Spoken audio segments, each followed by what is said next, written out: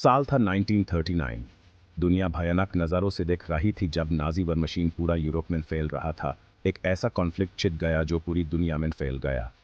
World war to ideologies का clash था। Democracy और फैशिज्म के बीच जंग। एक तरफ थे एक्सिस पावर्स जिन्हें लीड कर रहे थे जर्मनी, इटली और जापान। दूसरी तरफ थे एलाइज जिनके सर पे the great Britain, the United states और द सोवियत यूनियन। जंग का स्केल पहले कभी देखा नहीं गया था। लाखों लोग आर्मी में डाले गए कॉन्टिनेंट्स में। वॉरफेयर की नई टेक्नोलॉजीज सामने आई जिसमें टैंक्स, एयरप्लेन्स और सबमरीन्स भी थे जिन्होंने बैटल का चेहरा हमेशा के लिए बदल दिया। शहरों पे बॉम्ब बरसाए गए और पूरी की पूरी पॉपुलेशंस को जगह से हिला दिया गया। दुनिया तबाही के चक्रव्यूह में फंसी हुई थी। कोई अंतिम छोर नजर नहीं आ रहा था। द यूनाइटेड स्टेट्स शुरू में न्यूट्रल रहा, एक और ग्लोबल कॉन्फ्लिक्ट में पड़ने से बचता रहा। लेकिन 1941 में पर्ल हार्बर की अटैक ने अमेरिका की आइसोलेशनिस्ट स्टैंस को तोड़ दिया और नेशन को वॉर के डर से सीधा सामना करने पर मजबूर कर दिया। दुनिया देख रही थी जब एक सोता हुआ जयन जाग गया। उसकी इंडस्ट्रियल माइट और मिलिट्री पावर्स वॉर का रुख मोड़ने के लिए तैयार थी। दिसंबर 7, 1941, एक डेट जो अमेरिकन हिस्ट्री में हमेशा के लिए एच्ड हो गई। यूएस फेटफुल सुबह। जापानीज फोर्सेस ने पर्ल हार्बर पे एक सरप्राइज अटैक लॉन्च किया, हवाई मेन एक नेवल बेस। अटैक जिसका मकसद था यूएस पैसिफिक फ्लीट को क्रिपल करना, ने प्योर नेशन में शॉकवेव्स भेज दिए और पब्लिक ओपिनियन को एक कर दिया। चालते शिप्स और गिरे हुए सोल्जर्स की इमेजेस ने अमेरिकन कॉन्शियसनेस में अपनी जगह बना ली। The attack on Pearl Harbor सिर्फ एक मिलिट्री बेस पे अटैक नहीं था, यह अमेरिकन सोइल पे अटैक था, अमेरिकन वैल्यूज पे अटैक था, खुद फ्रीडम और डेमोक्रेसी की आइडिया पे अटैक था। अटैक के अगले दिन प्रेसिडेंट फ्रैंकलिन डी रूजवेल्ट ने नेशन को एड्रेस किया। उनकी आवाज में दुख और संकल्प दोनों थे। उन्होंने जापान पे वॉर डिक्लेयर कर दिया और दिसंबर 7 को एक ऐसी डेट बताया जिसको लोग हमेशा बदनामी से याद करेंगे। अमेरिका अब ऑफिशियली वॉर में था। उसकी इंडस्ट्रियल माइट और मिलिट्री स्ट्रेंथ पूरी तरह से एक्सिस पावर्स को हराने के लिए कमिटेड थी। The attack on Pearl harbour का वर्ल्ड वॉर 2 के कोर्स पे एक गहरा असर पड़ा। इसने यूनाइटेड स्टेट्स को ग्लोबल कॉन्फ्लिक्ट में धकेल दिया और नेशन को डेमोक्रेसी के आर्सेनल में बदल दिया। दुनिया देख रही थी जब एक सोता हुआ जियांट जाग गया। उसका गुस्सा टिरानी की फोर्सेस पे फुट पड़ा। जापान एक ऐसा देश जो एंशिएंट समुराई ट्रेडिशंस की आग में बना था, जहां हर एक इंसान के दिल में एक जुनून था अपने देश के लिए। यह जुनून उन्हें उनके पुरखों से मिला था, जो समुराई के रूप में अपनी जिंदगी को एक मिशन के तरह जीते थे, जिसके पास नेशनल प्राइड और मिलिट्री हॉनर का गहरा एहसास था। यह एहसास उन्हें हर मुश्किल घड़ी में आगे बढ़ने का हौसला देता था और उन्हें अपने देश के लिए कुछ भी करने को तैयार रखता था। इस कल्चरल कॉन्टेक्स्ट ने जापान के वॉर एफर्ट के प्रति अनवेवरिंग कमिटमेंट में एक इंपॉर्टेंट रोल निभाया, जहां हर एक सिपाही अपने आप को एक मिशन के हिस्सा के रूप में देखता था। यह मिशन सिर्फ जंग जीतने का नहीं, बल्कि अपने देश की इज्जत और सम्मान को बनाए रखने का था। Even in the face of mounting losses and dwindling resources, यह कमिटमेंट कभी कमजोर नहीं पड़ा। हर एक नागरिक और सिपाही ने अपने आप को इस मिशन के लिए समर्पित कर दिया था, चाहे उन्हें कितनी भी मुश्किलें क्यों न झेलनी पड़ी। जापानीज मिलिट्री बुशिदो के एक स्ट्रिक्ट कोड को फॉलो करता था, जो लॉयल्टी, डिसिप्लिन और सेल्फ सैक्रिफाइस पे जोर देता था। बुशिदो का मतलब था अपने आप को पूरी तरह से अपने देश और अपने कॉमरेड्स के लिए समर्पित कर देना, जो लॉयल्टी, डिसिप्लिन और सेल्फ सैक्रिफाइस पे जोर देता था। ये वैल्यूज उन्हें हर मुश्किल घड़ी में आगे बढ़ने का हौसला देती थी और उन्हें अपने मिशन के प्रति पूरी तरह से समर्पित रखती थी। सरेंडर करना सबसे बड़ा डिसऑनर माना जाता था, मौत से भी बढ़कर। हर एक सिपाही के लिए यह सोचना भी मुश्किल था कि वो अपने दुश्मन के सामने झुक सकता है। यह कल्चरल वैल्यू पूरी जापानीज सोसाइटी में फैल चुकी थी, जहां हर एक नागरिक अपने देश के लिए कुछ भी करने को तैयार था। ये वैल्यूज उन्हें एक दूसरे के साथ जोड़ती थी और उन्हें एक मिशन के रूप में आगे बढ़ने का हौसला देती थी, जिसके चलते लीडर्स के लिए कैपिचुलेशन के बारे में सोचना भी मुश्किल हो गया था। हर एक लीडर अपने आप को अपने देश के लिए पूरी तरह से समर्पित कर चुका था और उन्हें यह सोचना भी मुश्किल लगता था कि वो अपने दुश्मन के सामने झुक सकते हैं। जैसे जैसे जंग आगे बढ़ती गई, जापान खुद को और ज्यादा आइसोलेटेड पड़ा। हर एक सिपाही और नागरिक अपने आप को एक मिशन के रूप में देखता था और उन्हें यह सोचना भी मुश्किल लगता था कि वो अपने दुश्मन के सामने झुक सकते हैं। अलाइड फोर्सेस हर तरफ से बाध रहे थे और जापान के लिए अपने आप को बचाना मुश्किल होता जा रहा था। हर एक सिपाही और नागरिक अपने आपको एक मिशन के रूप में देखता था और उन्हें यह सोचना भी मुश्किल लगता था कि वो अपने दुश्मन के सामने झुक सकते हैं। और कभी ना हार मानने वाला जापानीज एम्पायर अब बिखर रहा था। हर एक सिपाही और नागरिक अपने आप को एक मिशन के रूप में देखता था और उन्हें यह सोचना भी मुश्किल लगता था कि वो अपने दुश्मन के सामने झुक सकते हैं। फिर भी सरेंडर करना एक अनथिंकेबल ऑप्शन था। हर एक सिपाही और नागरिक अपने आप को एक मिशन के रूप में देखता था और उन्हें यह सोचना भी मुश्किल लगता था कि वो अपने दुश्मन के सामने झुक सकते हैं। द जापानीज लीडरशिप, जिसे नेशनल प्राइड और खुद की इनविंसिबिलिटी में बिलीफ ने अंधा कर रखा था, एक ऐसी डिसिसिव विक्ट्री की उम्मीद पे टिकी हुई थी जो वर्ग का रुख मोड़ सके। हर एक लीडर अपने आप को अपने देश के लिए पूरी तरह से समर्पित कर चुका था और उन्हें यह सोचना भी मुश्किल लगता था कि वो अपने दुश्मन के सामने झुक सकते हैं। एक ऐसी डिसिसिव विक्ट्री की उम्मीद पे टिकी हुई थी जो वर्ग का रुख मोड़ सके। हर एक लीडर अपने आप को अपने देश के लिए पूरी तरह से समर्पित कर चुका था और उन्हें यह सोचना भी मुश्किल लगता था कि वो अपने दुश्मन के सामने झुक सकते हैं। यह अनवेवरिंग रिजॉल्व, जिसे कल्चरल वैल्यूज और हार न मानने की जिद ने और बढ़ाया, अनट्रैजिक इवेंट्स का कारण बना जो वर्ल्ड वॉर 2 के ये आखिरी दिनों में होने वाले थे।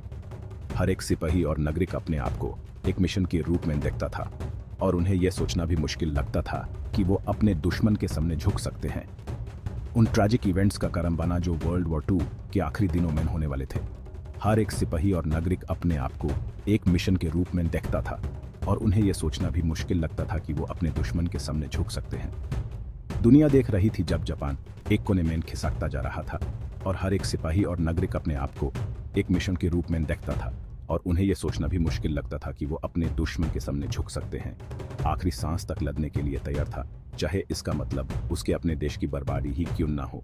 हर एक सिपाही और नागरिक अपने आप को एक मिशन के रूप में देखता था और उन्हें यह सोचना भी मुश्किल लगता था कि वो अपने दुश्मन के सामने झुक सकते हैं, चाहे इसका मतलब उसके अपने देश की बर्बादी ही क्यों ना हो।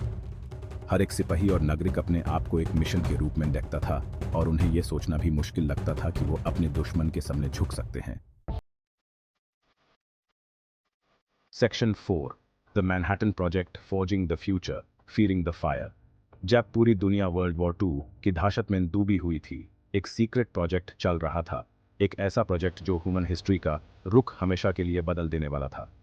यह प्रोजेक्ट इतना गुप्त था कि बहुत कम लोगों को इसके बारे में पता था। द मैनहट्टन प्रोजेक्ट एक top secret research and development program, जिसमें फिजिक्स और इंजीनियरिंग के सबसे तेज दिमाग को एक साथ लाया गया था, एक हाई डिफिकल्ट ऑब्जेक्टिव के साथ एटॉमिक बॉम्ब बनाना। यह प्रोजेक्ट दुनिया के सबसे ब्रिलियंट माइंड्स को एक साथ लाया, जिसमें रॉबर्ट ओपेनहाइमर, एनरिको फेर्मी और लियो सिलार्ड जैसे लोग शामिल थे। इन सब का एक ही लक्ष्य था, एक ऐसा बॉम्ब बनाना जो दुनिया को हिला दे। यह प्रोजेक्ट सीक्रेसी में डूबा हुआ था, यूनाइटेड स्टेट्स में रिमोट लोकेशंस में छुपाया गया था। इन लोकेशंस को इतना गुप्त रखा गया था कि वहां काम करने वाले लोग भी इसके पूरे मकसद से अनजान थे। साइंटिस्ट बिना रूह के काम में लगे हुए थे। उन्हें अर्जेंसी का एहसास था और यह भी पता था कि उनका काम दुनिया के भविष्य को बदल सकता है, और ये जानते थे कि दुनिया का भविष्य उनकी सफलता पर निर्भर करता है। उनके काम का प्रेशर और एथिकल डिलेमस उन्हें रातों को जगाए रखते थे। उनके दिमाग पर ऐसे विनाशकारी हथियार को बनाने के एथिकल प्रभाव का बोझ था, लेकिन उन्होंने अपने काम को अपनी जिम्मेदारी समझा। लेकिन नाजी जर्मनी से होने वाले खतरे ने उन्हें मजबूत बनाए रखा। उन्हें पता था कि अगर वो सफल नहीं हुए तो दुनिया पर नाजी का कब्जा हो सकता है। द मैनहट्टन प्रोजेक्ट मानव की क्षमता का प्रमाण था, जिसमें इंसान ने अपनी सबसे बड़ी साइंटिफिक और इंजीनियरिंग चैलेंजेस को पार किया। एटम की शक्ति को हासिल करने के लिए समय के साथ एक दौड़। यह एक ऐसी रेस थी जिसमें हर सेकंड की कीमत थी। रॉबर्ट ओपेनहाइमर, एनरिको फेर्मी और लियो सिलार्ड जैसे वैज्ञानिकों ने लगातार काम किया। उन्होंने अपने जीवन के हर पल को इस प्रोजेक्ट के लिए समर्पित कर दिया, मुश्किल से मुश्किल टेक्निकल चैलेंजेस को पार किया और नए नए सॉल्यूशंस खोजे और वैज्ञानिक समझ की सीमाओं को पीछे छोड़ा। उन्होंने अपने समय की सबसे एडवांस्ड टेक्नोलॉजी का इस्तेमाल किया। उनके प्रयासों का परिणाम दुनिया के पहले एटॉमिक बॉम्ब का सफल परीक्षण था, जो एक ऐसी घटना थी जो दुनिया को हमेशा के लिए बदल देगी, जो जुलाई 16, 1945 को न्यू मैक्सिको के ट्रिनिटी टेस्ट साइट में किया गया था। यह एक ऐसा पल था जो इतिहास में अमर हो गया। दुनिया ने एटॉमिक एज में प्रवेश कर लिया था और यह एक नया युग था जो अपने साथ नए चैलेंजेस और नए सवालों को लेकर आया। जो मैनहट्टन प्रोजेक्ट द्वारा जारी की गई भयानक और डरावनी शक्ति से हमेशा के लिए बदल गई थी। यह एक ऐसी शक्ति थी जो दुनिया को तबाह भी कर सकती थी और शांति भी ला सकती थी। अब सवाल यह था कि यह नया हथियार अच्छाई के लिए होगा या अकल्पनीय विनाश का सूचक। यह एक ऐसा सवाल था जो हर साइंटिस्ट और हर लीडर के दिमाग में था। Section 5. A momentous decision to use the bomb or not. This chapter delves into one of the most significant and controversial decisions in modern history. Atomic bomb के सफलतापूर्वक परीक्षण के साथ यूनाइटेड स्टेट्स को एक अभूतपूर्व नैतिक दुविधा का सामना करना पड़ा। क्या इस डरावने नए हथियार को दुनिया पर छोड़ा जाना चाहिए? The successful test of the atomic bomb marked a pivotal moment, not just in the war, but in human history. The power unleashed by this weapon was unlike anything seen before, and its potential for destruction was immense. Japan पर atomic bomb के इस्तेमाल का फैसला एक जटिल फैसला था, जो पॉलिटिकल, मिलिट्री और एथिकल बातों से भरा हुआ था। The decision was not made lightly. It involved intense deliberations and weighed heavily on the minds of those in power. President Harry S. Truman, जिन्होंने प्रेसिडेंट रूजवेल्ट की मृत्यु के बाद पदभार संभाला था, इस महत्वपूर्ण फैसले का बोझ उठाया।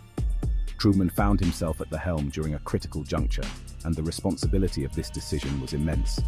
He had to consider the potential loss of life, the future of international relations, and the moral implications of using such a weapon. उन्होंने अपने सलाहकारों, सैन्य नेताओं और वैज्ञानिकों से परामर्श किया, हर कार्रवाई के संभावित परिणामों का वजन किया। The discussions were intense and multifaceted, involving experts from various fields. Each advisor brought a different perspective, highlighting the complexity of the decision. Europe में युद्ध समाप्त हो गया था, लेकिन जापान अटूट संकल्प के साथ लड़ता रहा। Despite the end of the war in Europe, the Pacific theater remained fiercely contested. Japanese forces were determined and showed no signs of surrendering easily. मित्र देशों की सेनाएं जापान पर एक बड़े आक्रमण की तैयारी कर रही थीं, ऑपरेशन डाउनफॉल, जिसके बारे में अनुमान लगाया गया था कि इसमें दोनों तरफ बड़े पैमाने पर जनहानि होगी। The planned invasion, known as Operation Downfall, was expected to result in significant casualties on both sides. The scale of the operation was massive, and the human cost was projected to be staggering. कुछ लोगों ने atomic bomb के इस्तेमाल को युद्ध को जल्दी खत्म करने, जान बचाने और खूनी और लंबे संघर्ष से बचने के तरीके के रूप में देखा। Proponents argued that the bomb could bring a swift end to the war, saving countless lives that would otherwise be lost in prolonged combat. हालांकि दूसरों ने इसके इस्तेमाल के खिलाफ तर्क दिया, नागरिक आबादी पर इतनी विनाशकारी ताकत को छोड़ने के नैतिक प्रभावों का हवाला देते हुए। Critics, however, raised serious ethical concerns.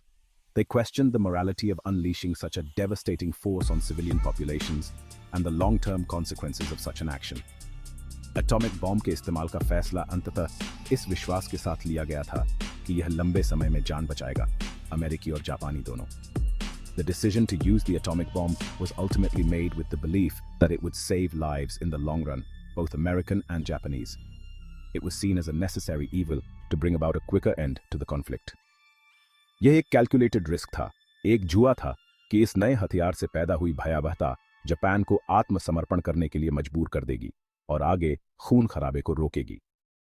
It was a calculated risk, a gamble that the sheer horror of the new weapon would compel Japan to surrender and prevent further bloodshed. The hope was that the shock and awe of the bomb's destructive power would bring about a swift resolution. दुनिया अपनी सांसें रोके हुए थी, क्योंकि Japan का भाग्य अनिश्चित था। The world watched with bated breath as the fate of Japan hung in the balance. The decision to use the atomic bomb remains one of the most debated and scrutinized actions in history, a testament to the profound impact it had on the course of human events.